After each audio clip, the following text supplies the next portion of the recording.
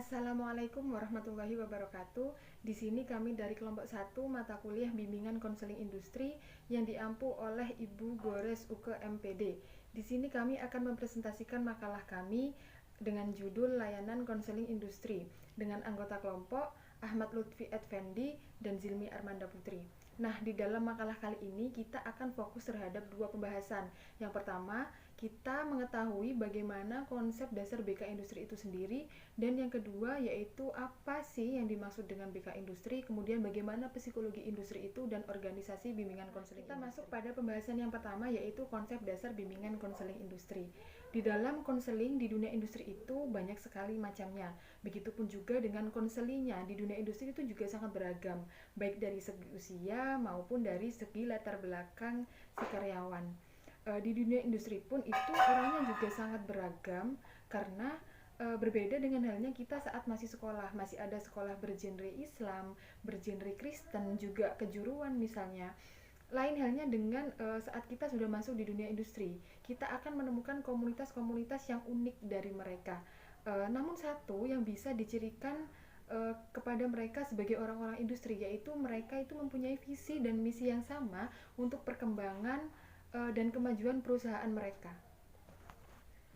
Steve Cooper pada tahun 2005 juga menjelaskan bahwasannya konseling di dunia industri itu sebagai usaha yang sengaja untuk menciptakan dan memelihara lingkungan kerja yang dapat memberdayakan karyawannya, menenangkan karyawannya, juga membantu atau memberikan konsultasi untuk menyelesaikan masalah mereka dengan cara mereka sendiri.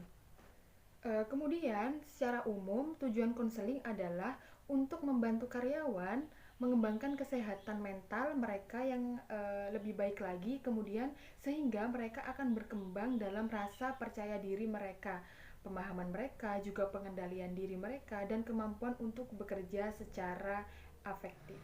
Pengertian BK Industri. Jadi BK Industri itu merupakan pembahasan dengan karyawan yang mempunyai masalah emosional dengan maksud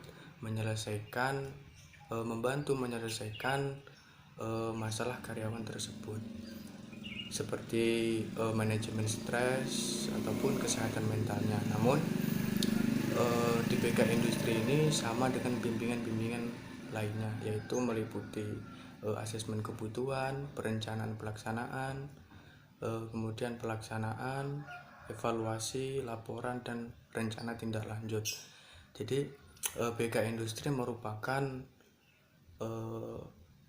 juga suatu usaha pengembangan diri untuk karyawan tersebut, antara lain seperti pengembangan potensi dan juga bimbingan untuk bekerja. Wawasan psikologi industri dan organisasi dapat kita pandang bahwa industri ataupun organisasi merupakan suatu sistem yang terbuka.